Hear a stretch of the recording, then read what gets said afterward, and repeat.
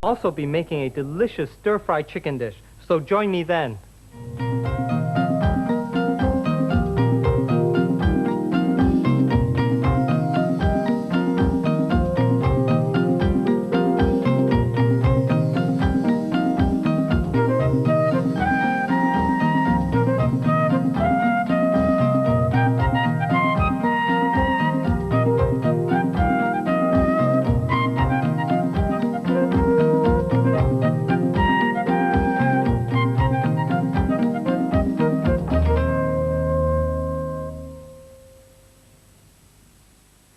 And Ken Hom will be back with stir-frying techniques tomorrow afternoon at 1:35.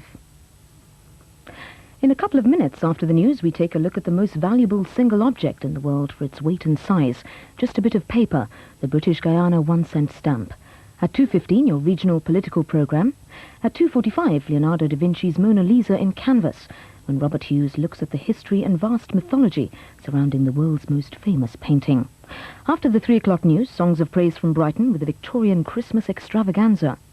A toy theatre collection is on display in Small World at 3:40, and at 4 o'clock, Paul Koyo poses another catchword or two. And the life of a pioneer feminist, Jill Wollaston, is at 4:30, when women first filmed in the 60s tell the story of their lives over the past 20 years. This afternoon on BBC2.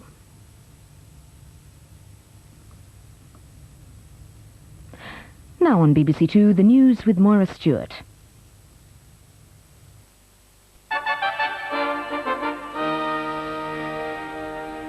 Good afternoon. Trains are running again into London after a bomb exploded early this morning near Clapham Junction. Mainline stations were closed for several hours, and BR are warning of more delays tonight.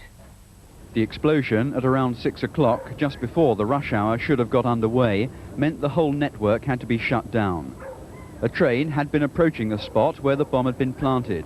It stopped because by that time a telephone warning had been received saying merely that there was a bomb at a London station. Flash of lights could have been seen from the left-hand side of the carriage where I was sitting. The sound went straight through the whole train, and the train shook for 1 second. It shook very, very strongly. This station is closed until further notice. All London's rail termini were closed during the rush hour. 500,000 people usually arrive in the capital by train every weekday morning. Today, concourses were deserted as they had to find other means of getting into work. The Russian President Boris Yeltsin has said that nuclear weapons will remain under a single command in the new Commonwealth of Independent States. And he said they could only be used after all the member republics were consulted.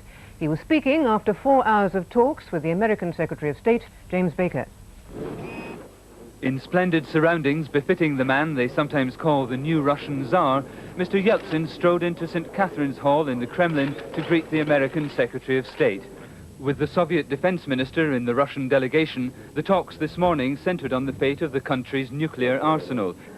Mr. Baker wants a clear answer to the question, whose finger will be on the nuclear button when the new Commonwealth of Independent States takes over from the old Soviet Union. The unified control arrangements now being worked out could actually make the use of nuclear weapons less likely. The government has given building societies 2 days to work out a scheme to reduce the number of homes being repossessed. The Environment Secretary, Michael Heseltine, said that talks with building society officials at the Treasury this morning had been constructive. He said he expected about 85,000 homes to be repossessed this year. There's been another record increase in crime. Figures released today show that in the year to September, there were 5.2 million recorded offences, an increase of 19%. Car crime accounted for a third of the total. That's it. More news at 3 o'clock.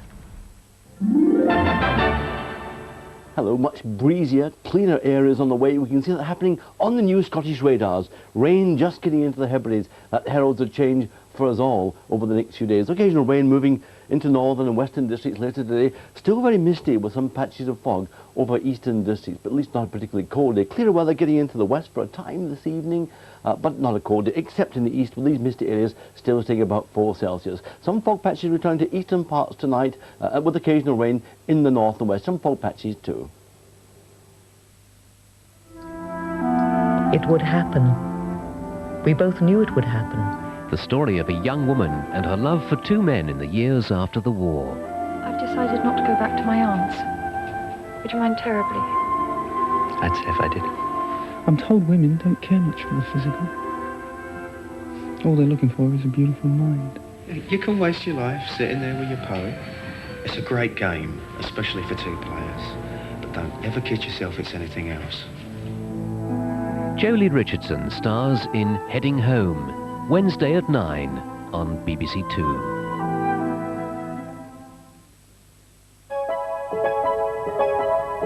Now on to a very valuable postage stamp, which when all is said and done, is just a bit of paper.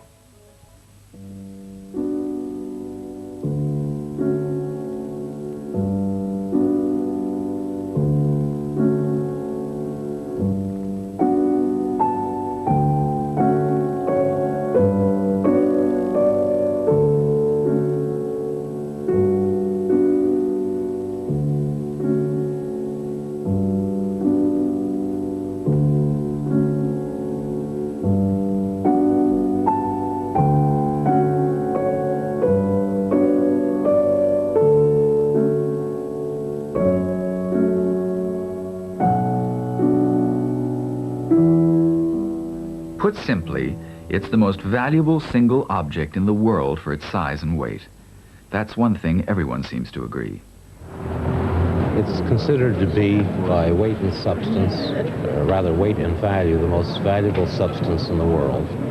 And it's unique among postage stamps.